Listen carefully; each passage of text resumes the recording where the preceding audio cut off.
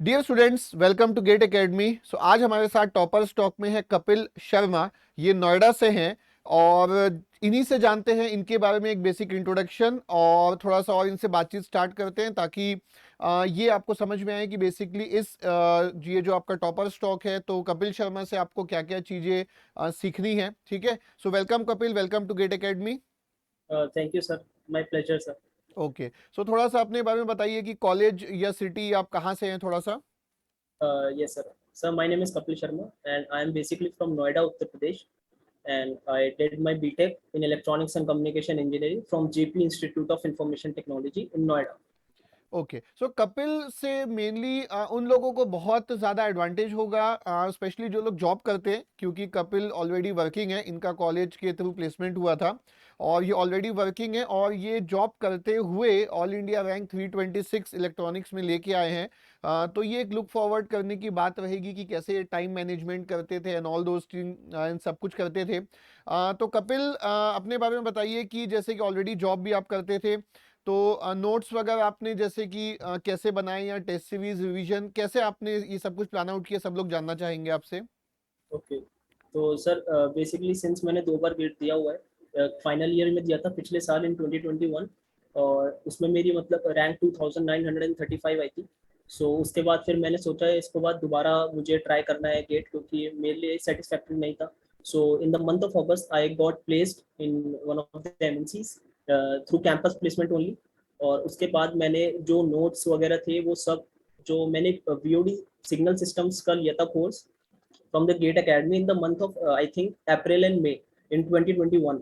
Okay. सो उससे मैंने signals and system brush-up करा बहुत अच्छे से, जिससे मेरी कॉन्सेप्ट क्लैरिटी बहुत अच्छे से हुई, क्वेश्चंस प्रैक्टिस अच्छे से हुए, जिससे कि मुझे एक आइडिया लगा कि हाँ सिग्नल सिस्टम्स एक अच्छा टॉपिक है जिसके हम थ्रू स्कोर कर सकते हैं गेट में। तो उसके बाद जो मैंने बाकी सब्जेक्ट्स से like network and control system, वो सर मैंने यूट्यूब चैनल से ही करे थे गेट अकेडमी के। और ये ढांडे सर ने बहुत अच्छे से मतलब पढ़ाया है यूट्यूब में, तो उसके थ्रू मैंने सारे अपने कॉन्सेप्ट क्लियर करे और क्वेश्चन भी प्रैक्टिस करे। एंड आफ्टर दैट सर मैंने बाकी सब्जेक्ट्स के भी नोट्स बनाए।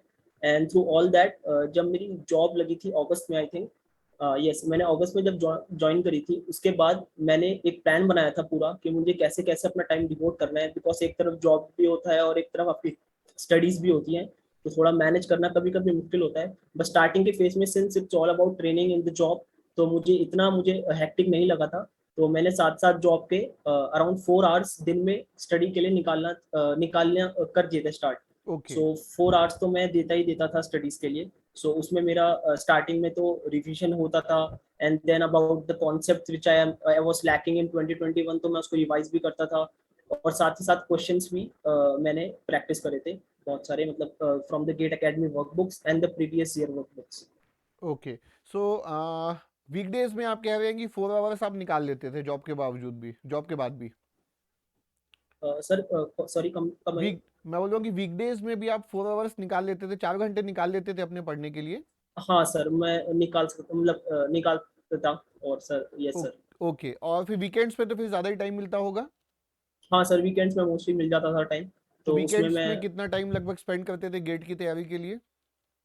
सर बेसिकली सर मतलब मैं कह सकता हूँ 6 hours to 7 hours.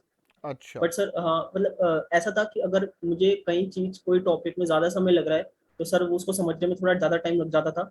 But it all about the quality learning, अगर आप ज़्यादा क्वालिटी में, मैं मतलब बिलीव करता हूँ इन टर्म्स ऑफ क्वांटिटी।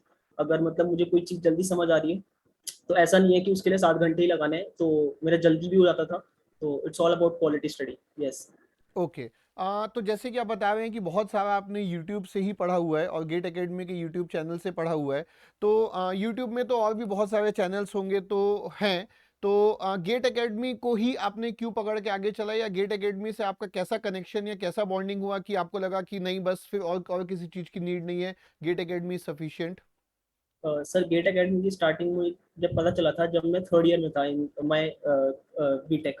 तो जब मैं बीटेक कर रहा था थर्ड ईयर में, तो जब मुझे गेट के बारे में पता चला था through my friends and through my teachers, जो मुझे उस समय एनालॉग इलेक्ट्रॉनिक्स पढ़ा रहे थे, तो उन्होंने जब मुझे गेट के बारे में बताया, तो मैं एक्सप्लोर कर रहा था इंटरनेट में about the notes and all, और कैसे पढ़ा जाए और कैसे स्टार्ट किया जाए। So in the YouTube I search a lot, तो उसके बाद फिर मुझे पता चला कि उस टाइम पे गेट एकेडमी के अलावा मोस्टली कोई इतना कंटेंट नहीं देता था in terms of study and notes and all that. तो उसलिए फिर मुझे जब गेट एकेडमी के बारे में पता चला तो मैंने स्टार्टिंग में नेटवर्क थ्योरी और ढांडे सर का लेक्चर्स देखे थे, गुरुपाल सर के देखे थे मैथ्स के लेक्चर्स। तो उससे मेरा थोड़ा इंटरेस्ट और बढ़ा, और फिर उसके थ्रू के बाद तो फिर गेट एकेडमी ने तो कभी बंद करा नहीं, और फिर मैं भी लर्निंग कभी मैंने बंद करी नहीं। ओके, और फिर उसमें कॉन्फिडेंस आ गया और लगा कि और कोई चैनल या किस मीन आपको नीड नहीं है, GATE academy sufficient for you. हाँ यस सर। ओके, तो 21 में भी जैसे आपने अपना पहला जो गेट अटेम्प्ट दिया था, मेन फाइनल ईयर वाला जो 21 में अटेम्प्ट दिया था, तो उसके पहले ही लगभग आपके सारे सब्जेक्ट नोट्स के साथ कंप्लीट हो चुके थे? यस सर, मैंने अपनी प्रिपरेशन थर्ड ईयर की स्टार्टिंग में in the fifth semester I think मैंने स्टार्ट कर दी थी गेट की preparation for my final year attempt. तो मैंने उसमें सारे नोट्स 1 ईयर में with mathematics and aptitude sections as well, तो वो सब मैंने कंप्लीट कर लिया था। और 2021 के लिए मैंने फिर फर्स्ट अटेम्प्ट अपना फाइनल ईयर में दिया था। ओके, सो 21 के लिए आपने सिलेबस लगभग कितने महीने पहले कंप्लीट किया होगा गेट एग्जाम के? मैं 21 की बात कर रहा हूँ। Sir for the 2021 I think मैंने 1 मंथ पहले ऑलमोस्ट कर लिया था पूरा सिलेबस ओके, कंप्लीट। और फिर क्योंकि लास्ट के 1 मंथ में आपने क्या किया होगा, 21 के लास्ट के सर 1 मंथ में? लास्ट के 1 मंथ में बहुत जरूरी सर, एक तो रिवीजन बहुत जरूरी था, जो भी मैंने पढ़ा है पूरे साल उसका रिवाइज करना। And sir most important the test series and all. Okay, तो वो सब आपने दिया था। Okay, good. तो फिर जैसे 21 में ऑलरेडी आपका एक सिलेबस कंप्लीट हो चुका था, और फिर आप बोल रहे हैं कि अगस्त में जैसे आपकी जॉब प्लेसमेंट हुई थी, तो 21 के गेट और अगस्त के बीच की कहानी क्या थी? आप उसमें प्लेसमेंट पे फोकस कर रहे थे कि उस समय भी गेट की पढ़ाई कर रहे थे? उस समय आप क्या कर रहे थे? ये सर मैं बताता हूँ आपको कि जब मेरा गेट का पेपर 2021 में हो गया था, तो उसके बाद जब मेरा रिजल्ट आया तो मतलब इतना सेटिस्फाइड तो मैं नहीं था, क्योंकि हाँ ऑब्वियस सी बात है डिसअपॉइंटेड भी नहीं था, क्योंकि मेरा फर्स्ट अटेम्प्ट था। और मुझे लग रहा था कि हाँ ये मैं इसे बेटर कर सकता हूँ, बिकॉज कि मैंने अपना जो नॉलेज है वो गेन कर लिया था मैक्सिमम। बस उसको वो 3 आवर में मैं एक्सिक्यूट नहीं कर पाया था प्रॉपरली। तो मैंने एक्चुअली उसको एनालाइज करा पेपर को कि वेयर वॉज आई लैकिंग। सो मैंने पूरा अच्छे से प्लान बनाया, और उसके साथ साथ और भी एग्जाम्स थे गेट के बाद जो मैं लुक फॉरवर्ड कर रहा था। जैसे like for in the defence sector एक एफकेट एग्जाम होता है, तो वो मैंने दिया था और वो मेरा क्लियर भी हुआ था। Okay, so good. यस, तो उसके बाद फिर मेरा एसएसबी वगैरह की डेट आ गई थी इन द वाराणसी, तो मैं जून में एसएसबी देने भी गया था। And after that I got recommended from that board. Okay, and after that मेरा मेडिकल भी हुआ था डिफेंस का in the month of I think July. Okay, yes, तो फिर मैं उसमें मेडिकल आउट हो गया था due to some reasons. Okay, तो उसके बाद फिर मतलब थोड़ा सा वहाँ भी मतलब डिसअपॉइंटमेंट हाथ लगी थी, बट फिर मैं उसके बाद रुका नहीं। तो फिर उसके बाद फिर मैंने कोशिश करा कि नहीं आई विल मूव फॉरवर्ड। तो फिर जब मेरी प्लेसमेंट हो गई है, फिर थोड़ा मैंने मुझे प्लेसमेंट लगा कि लेनी चाहिए, इस ओके, अपॉर्चुनिटी को नहीं छोड़ना चाहिए। तो मैंने ओके, प्लेसमेंट उस समय लगा कि सही कर रहा हूँ, तो प्लेसमेंट मैंने ग्रैब कर ली। And okay, after that but I kept on preparing for the GATE. Okay. तो आपकी जो जॉब प्लेसमेंट है वो अगस्त में ही हुई कि पहले हो चुकी थी और अगस्त में आपको ज्वाइनिंग मिली? सर पहले ही हो गई थी, बट जैसे मैंने आपको बताया मेरे एसएसबी के डेट और डिफेंस सेक्टर के और एग्जाम्स के जब मेडिकल्स वगैरह आ गए थे, तो वो मुझे आगे शेड्यूल करवाना पड़ा ज्वाइनिंग अपनी। अच्छा, शेड्यूल आपने आगे ज्वाइन करवाया, फिर अगस्त में आपने ज्वाइन किया, और ज्वाइनिंग के बाद से फिर मतलब आप जॉब और बाकी जो भी दिन में 4 घंटे या वीकेंड्स में 6 घंटे आप गेट की तैयारी को कर रहे थे? यस सर ठीक है। एग्जैक्टली। सो अगस्त में लगभग आपके पास अगेन मान लीजिए 6 मंथ्स लगभग बचे थे आपके पास। तो अब वो 6 मंथ में आपने कैसे प्लान आउट किया, क्योंकि एक बार तो सिलेबस कंप्लीट हो चुका है, तो अब वो अगस्त से लेके फेब 22 तक की कहानी थोड़ी बताइए। हाँ सर, जैसे मेरा सिलेबस मोस्टली कंप्लीट हो गया था, तो मैंने अपना फोकस जो डाला क्वेश्चंस पर डाला और रिवीजन में डाला। अब जैसे मैंने पहले जो टेस्ट सीरीज ली थी फॉर द 2021, मैंने पूरी टेस्ट सीरीज ली थी from some institutes as well as GATE academy also, like from the topic wise test to the full length and mocks. तो इस बार जो मैंने करा था, मैंने टॉपिक वाइज टेस्ट नहीं लिया था, सिर्फ बेसिकली मैंने क्वेश्चन प्रैक्टिस करे थे एंड टेस्ट सीरीज ली थी for only the full length and the मॉक्स, okay, जिससे कि मुझे एक्सपीरियंस और मिले कि मैं 3 घंटे को और अच्छे से कैसे एग्जीक्यूट करा जा सके। ओके, और उसके साथ साथ सर रिवीजन और वीओडी कोर्स मैंने लिया था इस बार 2022 के लिए इन the month of May. Okay, ठीक है। तो जैसे टेस्ट देते थे और कुछ क्वेश्चंस नहीं बनते होंगे, तो उसको कैसे टैकल करते थे, कि उसको रिवीजन करते थे या कैसे टैकल कैसे करते थे उनको? सर जैसे मैंने कोई टेस्ट दिया फॉर एग्जांपल, और इफ उसमें से कुछ क्वेश्चन है जो मुझसे नहीं बन रहे, तो सर मैं उसको एनालाइज करता था, लाइक वो कौन सा टॉपिक है जो ऐसा हो रहा है, और उसको देखता था कि मैंने गलतियां करी है, या तो वो सिली मिस्टेक हो सकती है, या तो मेरा कॉन्सेप्ट क्लियर नहीं है या तो कोई और गलती है, तो उस गलती को एनालाइज करना और उसके बाद उसको इम्प्रूव करना। अगर कोई कॉन्सेप्ट में क्लैरिटी नहीं है तो उसको मैं पढ़ लेता था या एक बार ब्रशअप कर लेता था, और अगर कोई सिली मिस्टेक थी तो आगे कोशिश करता था कि वो ऐसे दोबारा ना हो, तो वो मैं कहीं लिख लिया करता था। चलो गुड। तो अगस्त से ही आपने टेस्ट लेना स्टार्ट कर दिया था मॉक टेस्ट वाला, या पहले आपने एक राउंड ऑफ रिवीजन कंप्लीट किया एक आध महीने और फिर आपने स्टार्ट किया टेस्ट देना, कि स्टार्ट ये साथ में ही कर दिया था आपने?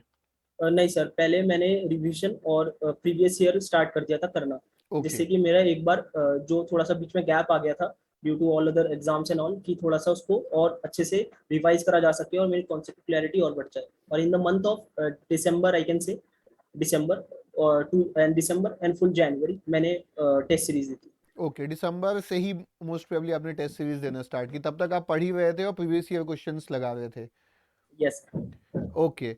तो लास्ट के 1 मंथ में कैसा आपका शेड्यूल रहता था, या स्पेशली आप मॉक टेस्ट को कैसे लेते थे, मतलब कि डेली एक देते थे कि ऑल्टरनेट डेज में, या कैसा क्या प्लान रहता था लास्ट के आपके 1.5 मंथ्स में या 2 मंथ्स में? सर जनरली ऐसा था in the month of January, कि जब मैं अपना full length and mock test दे रहा था, तो उसमें मैं जब एक टेस्ट देता था और उसके अगले दिन पहले तो वो एनालाइज में जाता था कि कहाँ कहाँ गलतियाँ हुई है और क्या क्या ठीक हुआ है। तो और मैंने एक अपनी टेस्ट सीरीज की कॉपी बना रखी थी, तो उसी में सारी गलतियाँ और जो भी इंपॉर्टेंट क्वेश्चन है जो मुझे लगता है कि मतलब एग्जाम पॉइंट ऑफ व्यू से ये बहुत इंपॉर्टेंट क्वेश्चन है, तो मैं उसको नोट डाउन कर लिया करता था। सो उसके बाद फिर जब एनालाइज हो जाता था तो एक दो दिन बाद फिर मैं दोबारा टेस्ट देता था। तो ऐसा जनरली फॉलो अप करने की कोशिश करता था, बट कभी कभार ऐसा होता था कि कोई बाई चांस कुछ मतलब शेड्यूल में कुछ बीच में एक वो हो गया कि मैं नहीं कर पा रहा हूँ टेस्ट सीरीज कंटिन्यू, या फिर कोई ब्रेक हो गया बीच में, तो उसको फिर मैं छोड़ के फिर नेक्स्ट 2-3 दिन के बाद फिर दोबारा देता था। मतलब कंटिन्यूशन कोशिश करता था कि वो ही रहे। ओके। एक चीज जो स्टूडेंट्स को यहाँ से, कपिल से एक और चीज में बीच में मिस आउट कर गया डिस्कशन करना, मेरे को जस्ट अभी अचानक से ध्यान आया कि जैसे कपिल ने बोला कि जब 21 का अटेम्प्ट दिया था तो जैसे रैंक आई 2900, तो सेटिस्फाइड तो नहीं थे बट डिसअपॉइंटेड भी नहीं थे। तो ये एक बहुत ही इंपॉर्टेंट एक एक मोमेंट होता है जहाँ पे आपको डिसीजन लेना होता है कि आप आगे क्या करना चाहते हैं। और जैसे आपने बहुत सारे एग्जाम्स और दिए, डिफेंस से रिलेटेड आप बता रहे थे, या आपने प्लेसमेंट के लिए भी जो शेड्यूल आगे करवाया हुआ था तो उसको भी आपने छोड़ा नहीं। तो ये एक बहुत इंपॉर्टेंट फैक्टर होता है किसी भी स्टूडेंट के लिए, कि अगर कोई सेटिस्फाइड नहीं है तो वो डिसअपॉइंट भी नहीं हुए थे कपिल। और उन्होंने देखा था कि हो सकता है कि कुछ एफर्ट में कमी रही हो, जो कि वो इस बार सुधार दें, और एटलीस्ट उनको ये पता था कि आगे करना क्या है। तो कपिल, आई थिंक यही सबसे इंपॉर्टेंट एक डिफरेंशिएटर था आप में, कि आपको एक्चुअली पता था कि आप कहाँ पे पिछले बार आपका मिसिंग था और आपको अब आगे नेक्स्ट अटेम्प्ट के पहले क्या क्या चीजें करनी है। तो ये आप जानते थे कपिल, मुझे ऐसा लग रहा है एग्जैक्टली। हाँ सर, मुझे सर एग्जाम देने के, जब मैं 2021 में एग्जाम देकर आया उसके अगले दिन ही सर मुझे पता चल गया था मेरी गलतियां क्या है। मतलब इतनी सिली मिस्टेक करी थी कि ऐसा लग रहा था कि 15 क्वेश्चन तो मैंने ऐसे ही मतलब गलत कर दिए जो मुझसे हो सकते थे, और जो ऑब्वियसली बच्चों को लगता भी है एग्जाम देने के बाद। तो एग्जैक्टली।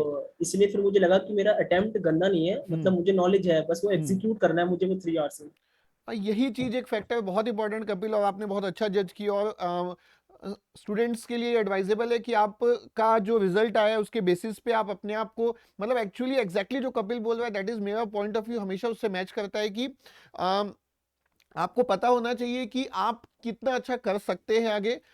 उसके लिए बहुत इंपॉर्टेंट है, आपको पता होना चाहिए कि ये एग्जाम क्यों अच्छा नहीं गया या क्यों सेटिस्फैक्टरी नहीं गया, कहाँ आपकी मिस्टेक थी, आप उसको क्या प्लान करेंगे ठीक करने के लिए। सो ये एक मैच्योरिटी लेवल अगर आपको आ जाता है तो ये एक बहुत बड़ा प्लस पॉइंट होता है।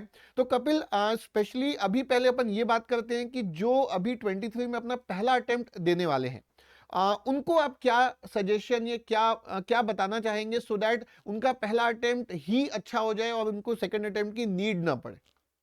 ओके, तो सर अगर जो 2023 में पहला अटेम्प्ट देने वाले हैं और अगर वो कॉलेज गोइंग स्टूडेंट है, तो उनको तो अपने पूरे एक ईयर का रफली प्लान बना लेना चाहिए कि मुझे बेसिकली ये क्या कर रहा है और किस मंथ में मुझे क्या टारगेट अचीव करना है।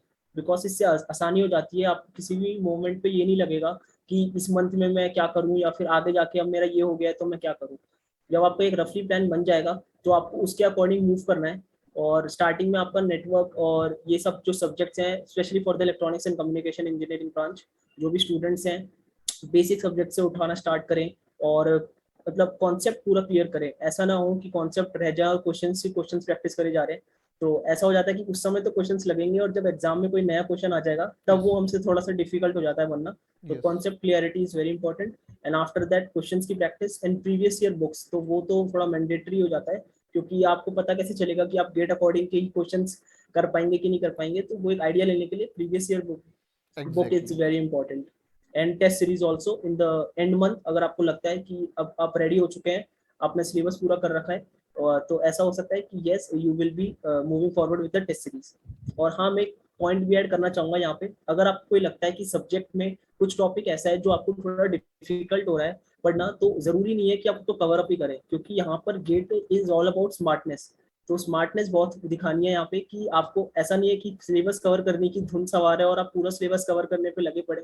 अगर आपको कोई सब्जेक्ट का टॉपिक परेशान कर रहा है, तो आप उसे थोड़ा सा साइड में रख के आगे बढ़िए। उसमें ही मत बैठे रह जाइए कि आपका वो 1 मंथ ले जाए और फिर आपका टाइम भी पूरा कंज्यूम हो जाए, और जब एग्जाम में वो ये क्वेश्चन अच्छे लेवल का आ जाता है, फिर वो ही करने में फिर 10 मिनट लग जाते हैं। एग्जैक्टली, और ये भी फिर पॉसिबिलिटी है कि आपने इतनी मेहनत की, एक बहुत सारा टाइम जोन आपने दिया और उस टॉपिक से लेट से आया भी नहीं, तो वो भी एक अगेन एक आपकी डिसअपॉइंटमेंट हो जाएगा कि आपने इतना मेहनत किया। तो ये भी बात कपिल की मुझे बहुत ज़्यादा अच्छी लगी कि यू शुड नो कि किस लेवल तक किस सब्जेक्ट को कंप्लीट करना है। एकदम ही एक्सट्रीम लेवल में किसी सब्जेक्ट में पीएचडी करने की नीड नहीं है। आपको अगर कोई सब्जेक्ट बहुत अच्छा भी लग रहा है, आपको रिसर्च भी करना है, तो आप उस पर्टिकुलर फील्ड में एमटेक कीजिए और वहां जाके रिसर्च कीजिए। GATE is not about research, और जैसे कि कपिल ने बोला कि you have to be smart enough कि कहाँ अपना टाइम कैसे स्पेंड करें, right Kapil? Yes sir, definitely. Okay, तो कपिल ये हो गया कि जो फर्स्ट टाइम देने वाले हैं, और कपिल ऐसे भी बहुत सारे लोग आपको देख रहे होंगे अभी, जो कि एक अटेम्प्ट दे चुके हैं, और मे भी हो सकता है कि 2000 3000 या 6000 7000 8000 तक भी रैंक आया हो। उन्होंने डिसाइड किया हो कि एक बार फिर से अटेम्प्ट करेंगे 23 में। तो उनके लिए, क्योंकि उनका आधा या आधे से ज़्यादा सिलेबस तो हो ही चुका होगा, तो उनके लिए क्या प्लानिंग आप सजेस्ट करेंगे कि उनके लिए बहुत बेस्ट हो सके? ओके, तो जिन बच्चों ने इस बार गेट पेपर दिया और अच्छे से रैंक नहीं ला पाए उनके अकॉर्डिंग, और अगर 3000 4000 रैंक है, तो पहले वो डिसाइड करें कि उनको करना क्या है लाइफ में। ऐसा ना हो कि अगर सब लोग ड्रॉप ले रहे हैं तो वो भी उनकी देखा देखी में ड्रॉप ले, ऐसा नहीं होना चाहिए।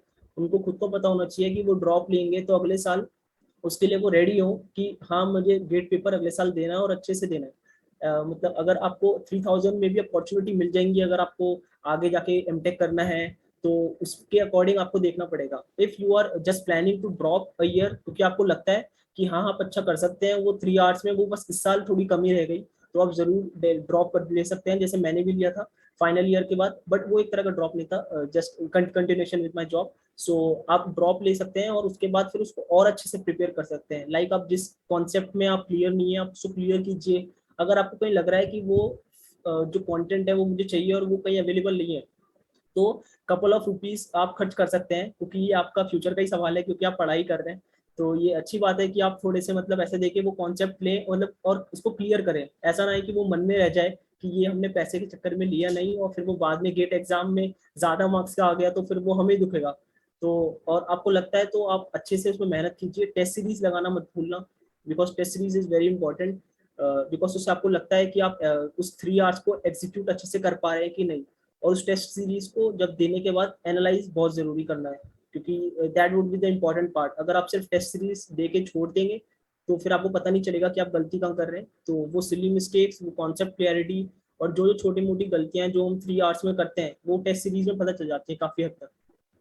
ओके, बिल्कुल सही। सो एग्जैक्टली कि टेस्ट सीरीज सिर्फ देने से नहीं होगा, क्योंकि बहुत स्टूडेंट्स का होता है कि सर मैंने इसका भी टेस्ट दिया, उसका भी टेस्ट किया, इसका भी टेस्ट सीरीज ज्वाइन किया, बट एट दी एंड मेरा अच्छा नहीं हुआ। तो एनालिसिस करना जो हम बोलते हैं वो बहुत इंपॉर्टेंट है, कि जो नहीं बना तो उस पर क्या करना चाहिए, और उस पर किस लिमिट तक जाना चाहिए। क्योंकि जैसा कि पहले कपिल ने बोला था कि हर एक सब्जेक्ट में आप मास्टर नहीं बन सकते, राइट कपिल?